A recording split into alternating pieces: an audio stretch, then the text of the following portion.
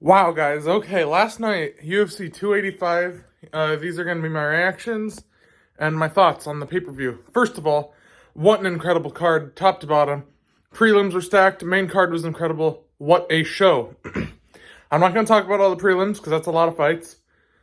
Notable ones, Cody Garbrandt is never going to be an elite fighter again. He's just not going to be. He won via decision. Not the best fight. He's not elite anymore, and that hurts to say. Derek Brunson got defeated by Dricus du Plessis. Neither guy in this fight looked good at all, okay? Derek Brunson, again, his corner threw in the towel. That's 2 fights in a row. Derek might be done, man. And du Plessis did not look great. Du Plessis doesn't beat anyone in the top 5. Those are kind of the big prelims. Amanda Ribas beat Viviane Araújo. That was cool. I like Ribas. She's all right. Main card, Bo Nickel, Jamie Pickett. Not very,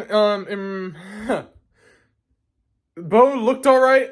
He was supposed to beat Jamie Pickett. Jamie Pickett actually gave him a little trouble in terms of getting the fight down. Bo Nickel kneed him right in the groin, and nobody seemed to notice or care. And that essentially gave him the takedown, was the kick to the groin. He kneed Jamie Pickett in the groin, and then took him down. He submitted him. He didn't really have the arm triangle in, but he just had it in such an awkward position for so long. Pickett just had to tap out. Not super impressed with Bo Nickel, but I hope he gets a decent fight up next. Not sure who, but I'd like to see him get a decent fight. Jalen Turner versus Mateus Gamrot. I have not rewatched this fight since. I rewatched the main and the co-main event since, but not this fight. I didn't know what way it was going to go watching it live. I do believe Gamrot probably should have won, but both of these guys I think are very good.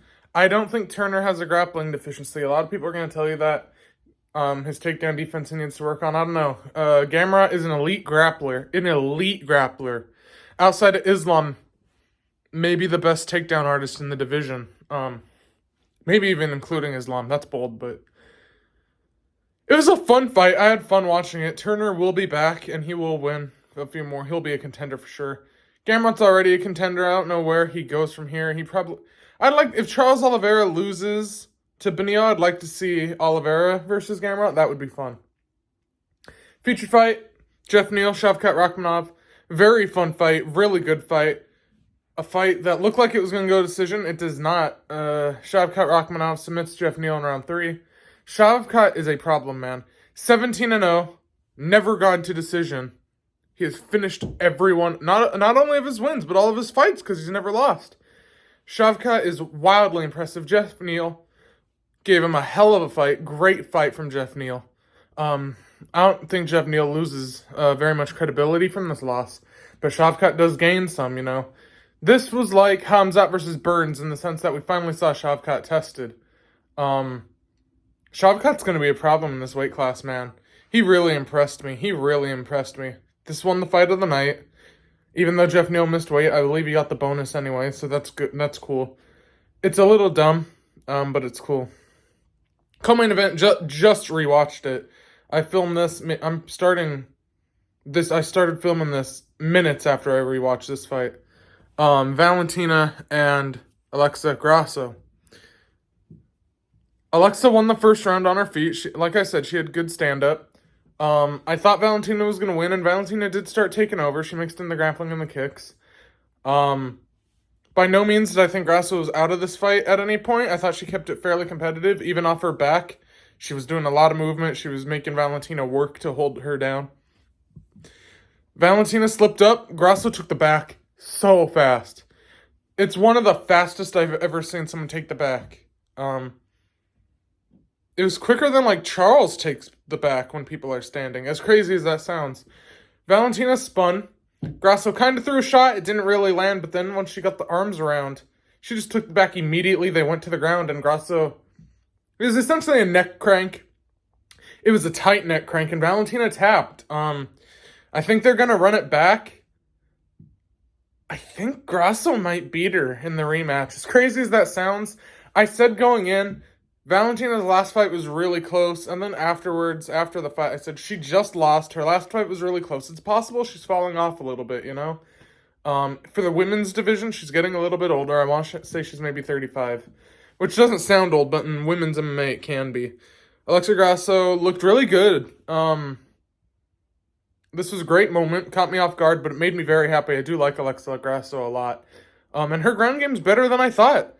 I thought Valentina was going to be able to wrestle her and just hold her there and maybe ground and pound her out. She tried and she couldn't. So Grasso really impressed me. Main event, I don't like Jon Jones as a person, and I've made that abundantly clear. I think he's a terrible person. I think he was on steroids for a long time. He was a huge cheater. I believe he's a domestic abuser. But he is also one of, if not the greatest combat sports fighters of all time. He went out there. Ciryl Gane kicked him low.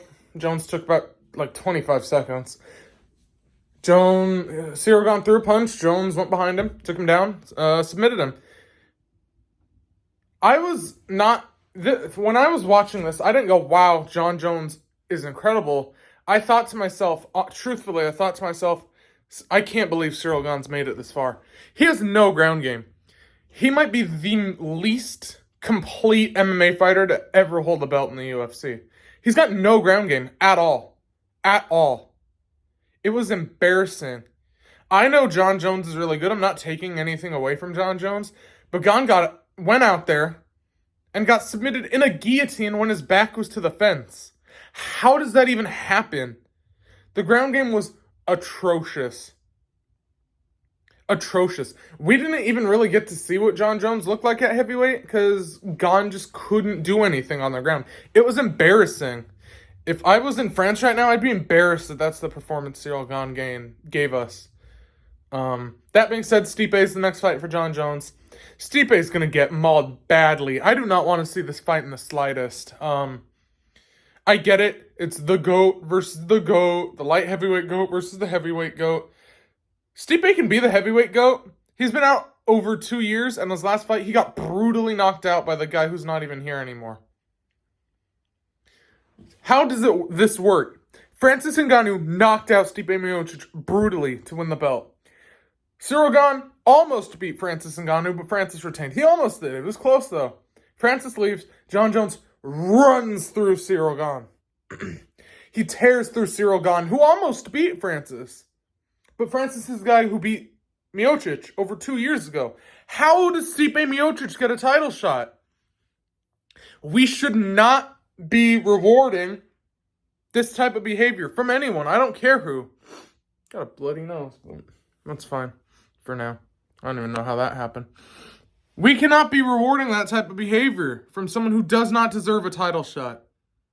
He doesn't deserve a title shot. Jones is going to run through him. Tear through him. He's going to beat him up badly, and I couldn't want to see it any less. So, key takeaways. Stipe is going to get mauled. Alexa Grasso is a lot better than I thought she was. And I like Alexa Grasso. She's better than I thought she was. It was a mixed bag. The main event left me wildly deflated. Gane was embarrassing. But Jones is the GOAT. I hate him. I don't like Jon Jones as a person, but as a fighter, he is the greatest of all time in the UFC. So, interesting developments. We need a UFC Mexico show. We have three Mexican champions in the UFC. They got to go to Mexico. Volk versus Yair, headliner. Grasso, Shevchenko 2, co-main.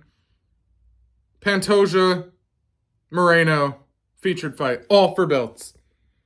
You can mix up the order, but, Volk and Yair is the main event, but the other two you can kind of mix and match. You got to go to Mexico. You got 3 champions. You messed up UFC Africa. You should have done UFC Africa with Usman Adesanya and Francis, and you didn't do it. Don't mess up Mexico. Don't mess up UFC Mexico. UFC 285, very good show. Happy I watched it. Eventful show. One GOAT, one all-time GOAT, loses her championship. Another one gains a new championship. So, good show. Overall, if I had to rate the show, 8 out of 10. Main event's deflated a little bit.